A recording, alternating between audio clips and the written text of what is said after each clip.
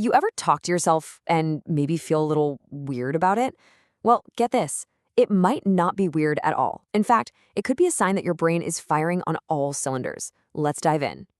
Okay, so let's get real for a second. Do you do it? Do you talk to yourself out loud?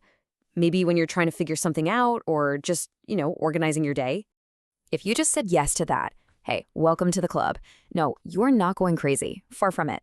Psychology actually shows you might be using a tool that some of the smartest people in history have used. Okay, so let's talk about the big elephant in the room. For pretty much forever, talking to yourself has been seen as, well, a little off, right? It gets you those weird looks. People think you're unfocused, maybe a little strange. But we're going to tear that idea apart. And this quote right here just nails it. What looks strange on the outside is really your brain's secret weapon for staying sharp.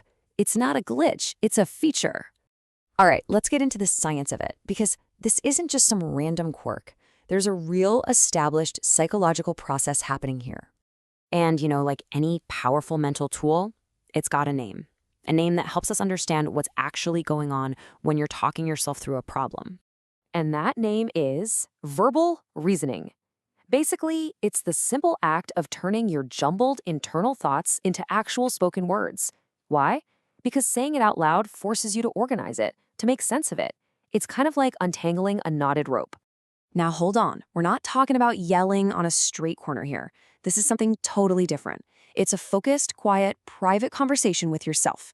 Think about someone like Albert Einstein. He famously used to mutter his ideas to himself. It's structured, it's purposeful, it's your internal monologue, just externalized. Okay, so what's the big deal? How does this actually give you an edge? Well, because it's way more than just a weird quirk. This is a legitimate secret weapon for your brain. And here's how it works step by step. First, you take a messy thought and turn it into words. That act alone forces your brain to structure it. Once it's structured, boom, you can organize these complex ideas. And the result? You solve problems way faster than if you just kept it all rattling around in your head. And this is the key takeaway right here. To everyone else, it might look like you're just muttering, totally unfocused. But what's really happening? Your brain is kicking into high gear. It's operating on another level, with a kind of intense focus that most people never tap into. All right, time for a quick pop quiz. Let's see if you've been paying attention and really locked this information in. First up, what's that powerful psychological process called? The one we've been talking about? Verbal reasoning. That's it. See? Saying it out loud helps. It's a simple term for a seriously powerful brain hack. Okay, question number 2. What are the 2 main benefits? What's the payoff for using it? And there you have it, the 2 big wins. 1, your focus goes through the roof because it cuts right through the mental noise.